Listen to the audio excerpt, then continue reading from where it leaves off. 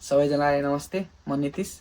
माथि थम्बनेलमा देखाए अनुसार नै म मेरो जापानको 4-5 वर्षको भोगाइलाई आज यस भिडियोमा कुरा गर्नेछु। मेरो जापानको निहोङ्गो गाक्को Japanese school, IT vocational college सेन्मन गाक्को र त्यसबीचमा रहेका पार्ट टाइम जबहरू, रमाइला क्षणहरू, स्ट्रगलका कुराहरू इत्यादि सबै यस भिडियोमा कुरा गर्नेछु है त। मैले यस भिडियोलाई 5 फेजमा डिभाइड गरेको छु। फर्स्टमा चाहिँ जापानमा पहिलोचोटि आउँदाको इम्प्रेसन, कस्तो पार्यो त जापानले मलाई फर्स्टचोटिको इम्प्रेसन। सेकेन्डमा चाहिँ मैले आफ्नो निहोङ्गो गएको जापानिज स्कुल 2 वर्षको जापानिज स्कुलको बारेमा कुरा गर्नेछु। थर्ड फेजमा चाहिँ मैले मेरो आइटी कलेज सेन्मन गाक्को बारेमा कुरा गर्नेछु। चौथो पार्टमा फोर्थ फेजमा चाहिँ मैले रियल स्ट्रगल जापानको के हुन्छ त, पार्ट टाइम जबहरू लगायत विभिन्न कुराहरू गर्नेछु। र फिफ्थ फेजमा चाहिँ मैले अहिले गरिरहेको वर्किङ जिन्दगी कस्तो छ, कसरी वर्किङ पाउन सकिन्छ, कस्तो खालको हुन्छ त भन्ने कुरा गर्नेछु है त। ल सुरु गरौँ।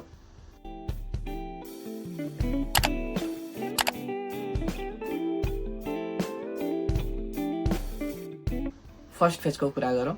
2022 सालमा अप्रिलको इन्टेकमा म जापान आएको। हामी जापान आउँदाखेरि चाहिँ त्यति बेला कोरोनाले गर्दाखेरि हामी लकडाउनमा 1 हप्ता चाहिँ हामीलाई होटेलमा राखेको थियो। होटेलमा बस्यौँ 1 हप्ता जति। 5 स्टार होटेल नै हो क्या। 5 स्टार होटेलमा बस्यौँ 1 हप्ता, रमाइलो भयो। त्यहाँबाट बाहिर त निस्किन दिन्थेन। त्यसपछि जापान आउँदाखेरि के लाग्यो भनेपछि जस्तो हामीले टिभीमा देख्थ्यौँ, जस्तो फिल्ममा देख्थ्यौँ त्यस्तै नै रहेछ जापान। एकदमै रुल अनुसार हिँड्नुपर्ने, टाइम एकदमै इम्पोर्टेन्ट, अनि इन्फ्रास्ट्रक्चर संसारको सबैभन्दा बेस्ट इन्फ्रास्ट्रक्चर भन्छु अहिले आएर। त्यति बेला देखे अनुसार र अहिले केही पनि फरक छैन, एकदमै बेस्ट छ इन्फ्रास्ट्रक्चरहरू। यहाँको मान्छेहरू एकदमै लोयल हुन्छन्। फर्स्ट इम्प्रेसन मलाई एकदमै राम्रो परेको थियो है त जापान देश देखेर।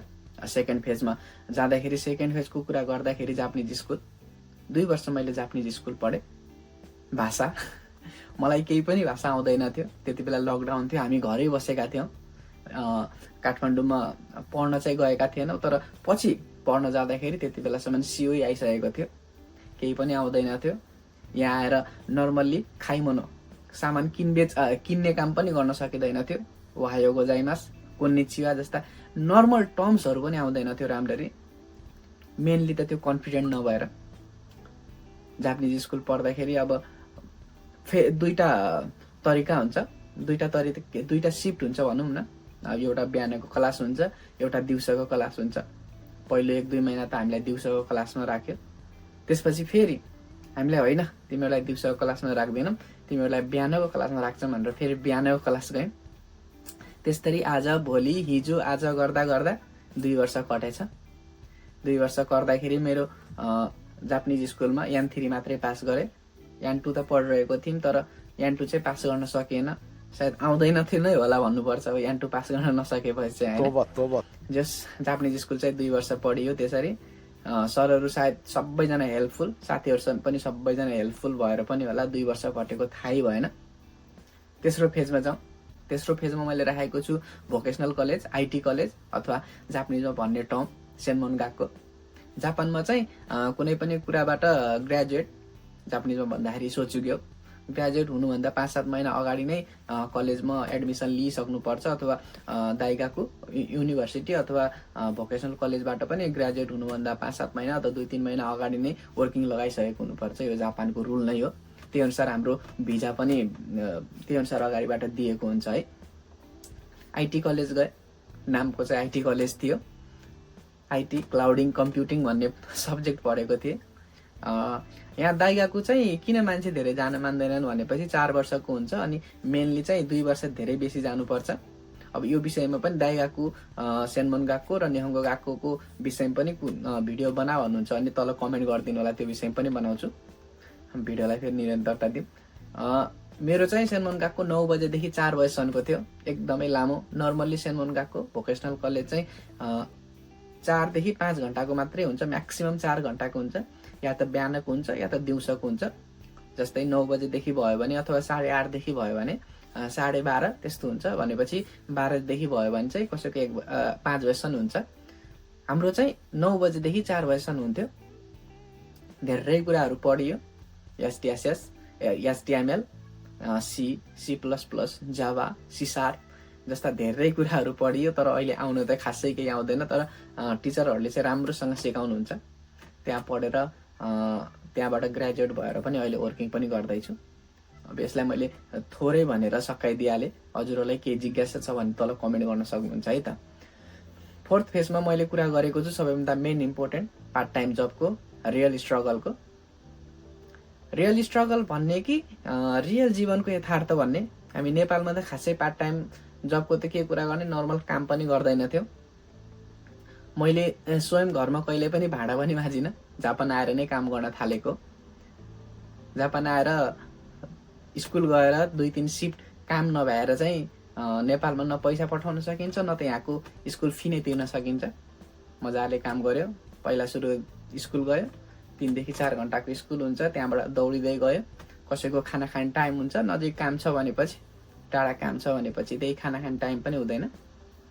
टक्क लाएर गयो, खानासाना खायो, दौडेर काममा गयो, साँझसम्म काम गर्यो, आयो।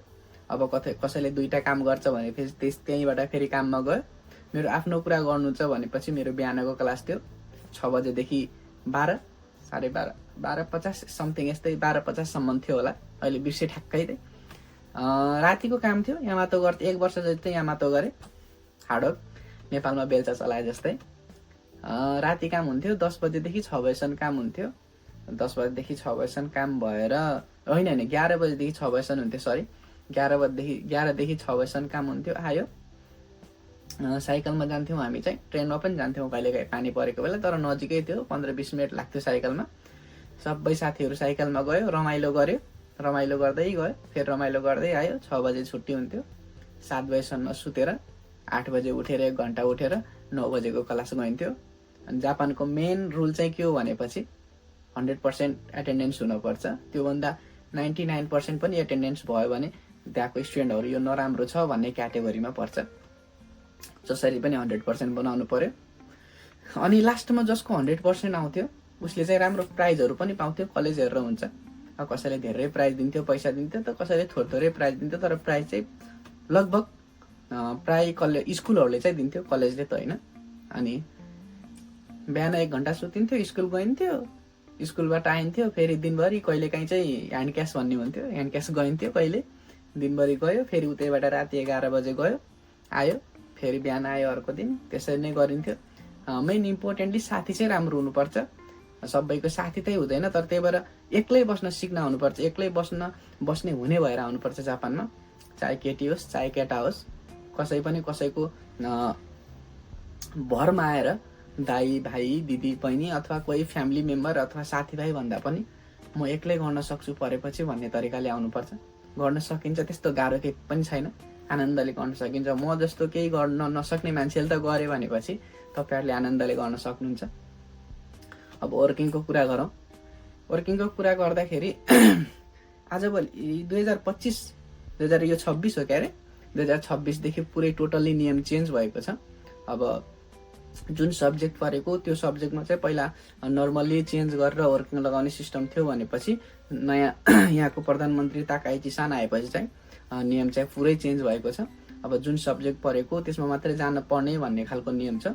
त्यसैले अहिले चाहिँ अलिक गाह्रो छ। त्यही भएर सबैलाई मैले भन्छु, आइसकेपछि नियमको गएको चाहिँ राम्रोसँग पढ्ने, त्यसपछि चाहिँ आइटी यताउता नभनेर बिजनेसै जाने। बिजनेस पढेपछि राम्रो छ फ्युचर, अथवा पैसा हुने र कमाउन त्यस्तो पैसाको घरमा धेरै महत्त्व छैन भनेपछि जिदौसा गएको नै जानुपर्ने हुन्छ। राम्रो छ, फ्युचर राम्रो छ। अनि त्यति नै हो, वर्किङ लगाउन सकिन्छ। मैले पनि वर्किङ आफैले त लगाउन सकिनँ, किनकि मसँग यान्त्री छ। मैले पनि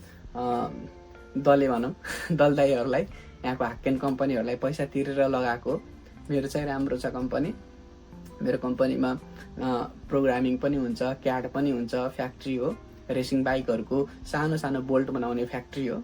नाममा चाहिँ फ्याक्ट्री नै छ, तर काम चाहिँ भित्र सबै हुन्छ। त्यही भएर मलाई चाहिँ राम्रो छ। अब फ्युचरमा हजुरहरू यदि आइसकेपछि आइटी भन्दा पनि मेन बिजनेस अथवा जिदौसा कार बनाउने, गाडी बनाउने सम्बन्धी जाँदा चाहिँ एकदम राम्रो हुन्छ। यति नै हो मेरो 4-5 वर्षको कुराहरू। अहिले यतिको भइए। अब हजुरहरूलाई कुनै विषयमा कुनै कन्टेन्टमा भिडियो बनाउन चाहनुहुन्छ भने चाहिँ तल कमेन्ट गर्नु होला। के छ भिडियोको बारेमा पनि तल कमेन्ट गरिदिनु होला, लाइक गरिदिनु होला। आजलाई यति। सबैजना सुख रहनुहोस्, राम्रो रहनुहोस्। नमस्ते।